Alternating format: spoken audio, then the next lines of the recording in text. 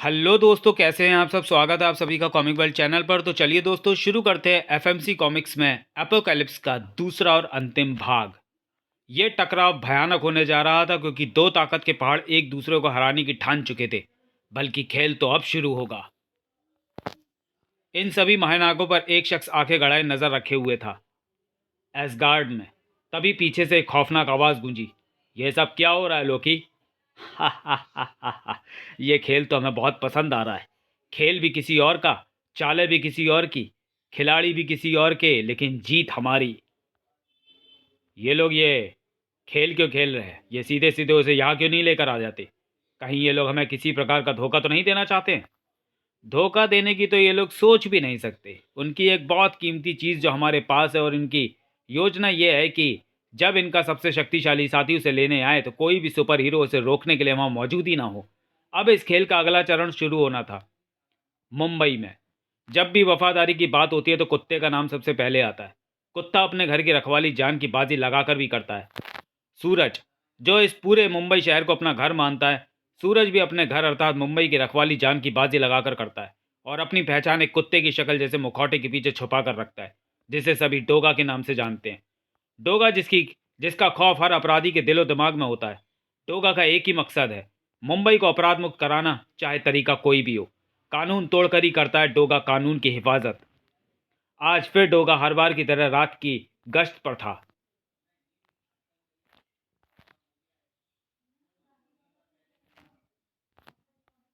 अपनी बात जैसी नज़रों से शहर पर नज़र रखे हुए था डोगा। इस बात से बिल्कुल बेखबर था कि कोई था जो आज उसी पर ही नज़र रखे हुए है और डोगा के आने का ही इंतज़ार कर रहा था। कैसे हो डोगा? स्वागत नहीं करोगे हमारा? बैटमैन यहाँ? लगता है हिंदुस्तान आते ही दबंग मूवी देख ली है तुमने। मूवी तो नहीं, पर एक दबंग को अपने सामने देख रहा हूँ और देखना चाहता हूँ कि इसकी दबंगाई कमज़ोरों पर ही चलती है या अपने बराबर वालों पर भी। ना कमज़ोरों पर ना बराबर वालों पर, सिर्फ गुनाहगारों पर। फिर चाहे वो इंसानियत के गुनाहगार हों या कानून के। क्यों, डर गए क्या? डरना डोगा की फितरत में ही नहीं। अगर तू लड़ना चाहता है तो आजा। डोगा मेहमानों का दिल नहीं तोड़ता। पता नहीं मैं ये सही कर रहा हूँ या गलत, पर एक बात तो है, अगर टोनी सही निकला तो उस कयामत को आने से कोई नहीं रोक पाएगा। इसलिए मुझे ये करना ही होगा। माफ़ करना डोगा। तो आज मैं तेरी फितरत ही बदल दूंगा।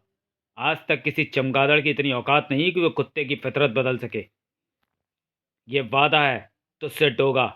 तुझ पर एक भी गोली नहीं चलाएगा, बल्कि तुझे अपने पैरों से मसलेगा। डोगा ने एक भरपूर प्रहार किया। एक ही प्रहार से बैटमैन को डोगा की ताकत का अनुमान हो चुका था।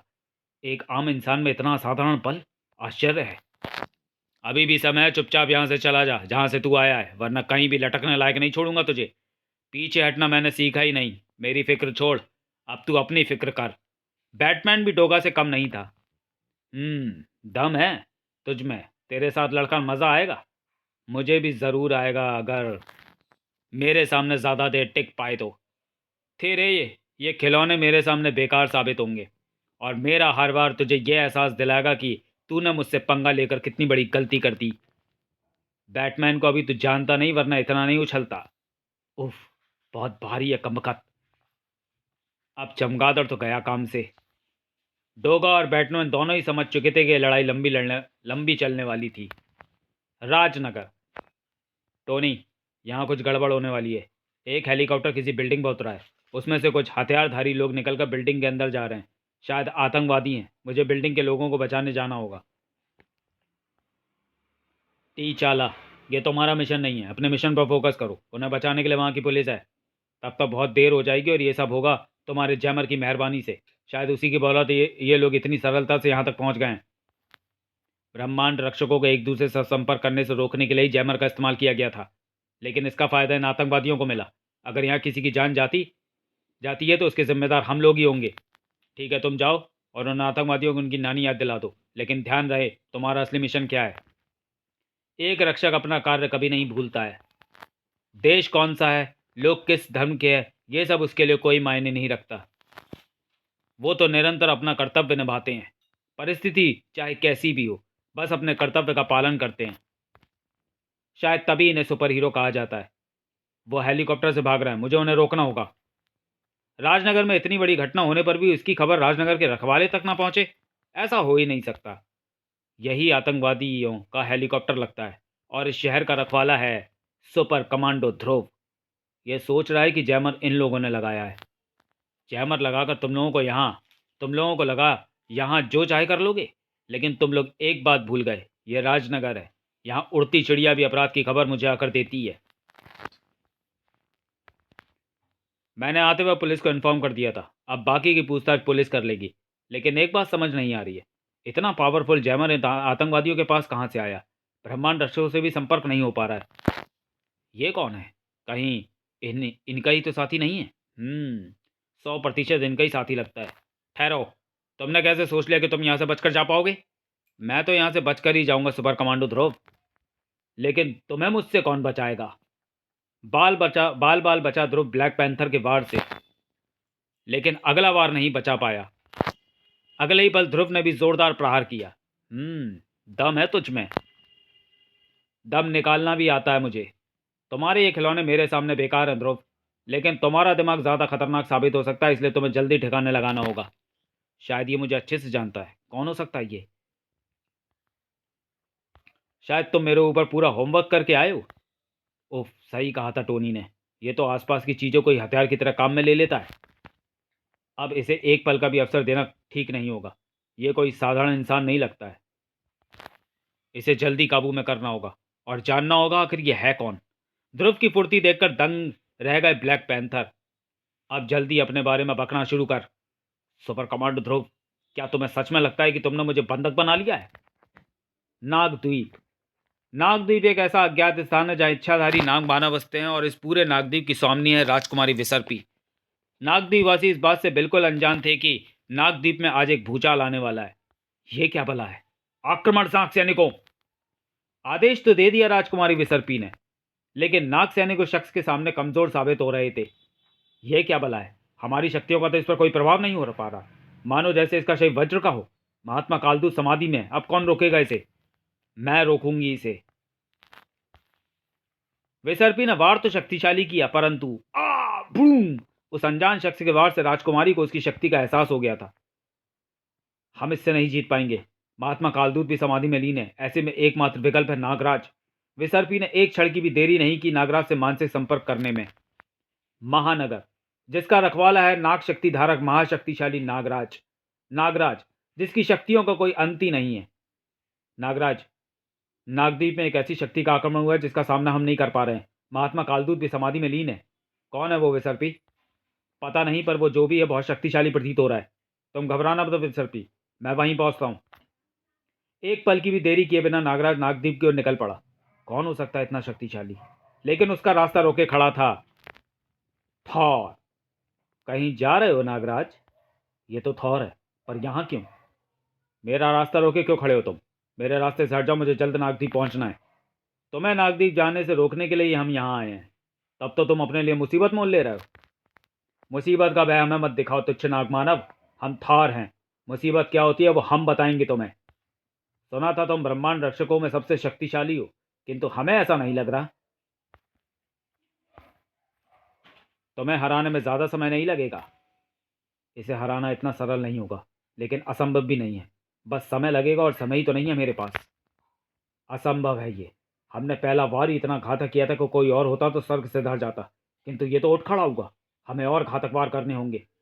नागराज इच्छाधारी कड़ों में बदलकर थौर के हथौड़े से तो बच गया, लेकिन उसका ध्यान लड़ाई में न होकर नागद्वीप पर था। ये मुझे नागद्वीप नहीं जाने दे रहा है। मतलब वो जो भी है इसी का कोई साथी है। ये ज़रूर कोई गहरा षड्यंत्र है। काश कोई ऐसा मददगार होता जिसे मैं नागद्वीप भेज सकता। एक मिनट, एक मददगार है, और वह भी महाशक्तिशाली। वो तेजी से वहां पहुंच भी सकता है, और मैं उससे मानसिक संपर्क भी कर सकता हूँ। मित्र, तुमने कहा था आवश्यकता पड़े तो याद करना। आज तुम्हारी आवश्यकता आन पड़ी है। नागद्वीप खतरे में है, तुम्हें शीघ्र वहां पहुंचना होगा। नागराज अपने मित्र को सब कुछ बताता चला गया। थौर के वार से नागराज का संपर्क टूट गया, पर नागराज का काम पूरा हो चुका था। तुम घबराओ मत मित्र, मैं अभी नागद्वीप पहुंचता हूँ। नागद्वीप अब मेरी जिम्मेदारी है, तुम बस उस थौर को अपनी शक्ति से अवगत कराओ। जरूर मित्र।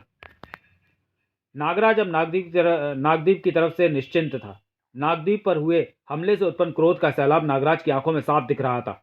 थॉर, तुम मुझसे मुकाबला करना चाहते थे ना? तो मुकाबला शुरू होता है अब।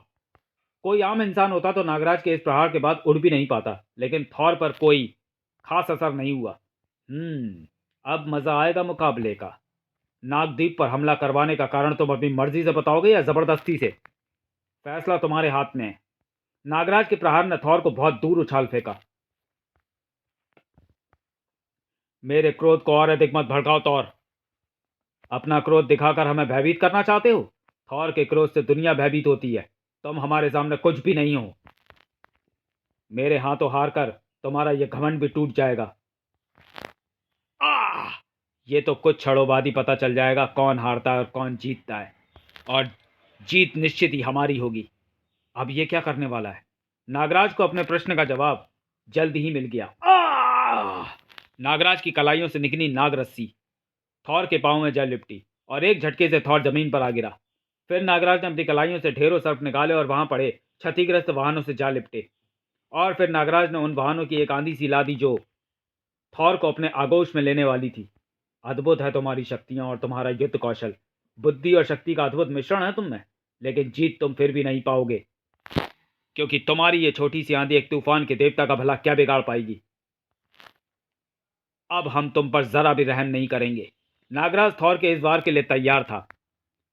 अब बहुत जल्द हम तुम्हें कुछ क्षणों के लिए नागदीप की चिंता से मुक्त कर देंगे, तुम्हारे होश छीनकर। नागदीप की चिंता नहीं है मुझे, क्योंकि नागदीप पर एक ऐसा शख्स पहुंच चुका है जिसके होते हुए तुम लोग वहां का एक पत्ता भी नहीं हिला सकते। नागदीप, जहां कैद आए हुए था सुपरमैन। इससे तुम मरोगी तो नहीं, पर बेहोश जरूर हो जाओगी। बेहोश होना तो दूर की बात है। सुपरमैन विसर्पी को हानि पहुंचाता उससे पहले विसर्पी के आगे एक सुरक्षा कवच का निर्माण हो गया, जिसका निर्माता था मेरे होते हुए शक्तिमान। विसर्पी को एक खरोच भी नहीं आ सकती। कहानी जारी रहेगी क्लैश ऑफ द गार्जियंस में। आरंभ हो चुका है कयामत का। टकरा गए हैं सभी रक्षक आपस में। शुरू हो चुका है एक महासंग्राम। क्या यह महासंग्राम ही कारण बनेगा महाविनाश का? अगर हां, तो कोई क्यों नहीं रोकता ये क्लैश ऑफ द गार्जियंस। तो चलिए दोस्तों, वीडियो को यहीं समाप्त करते हैं और मिलते हैं क्लैश ऑफ द गार्जियंस में अगले वीडियो में। तब तक के लिए धन्यवाद।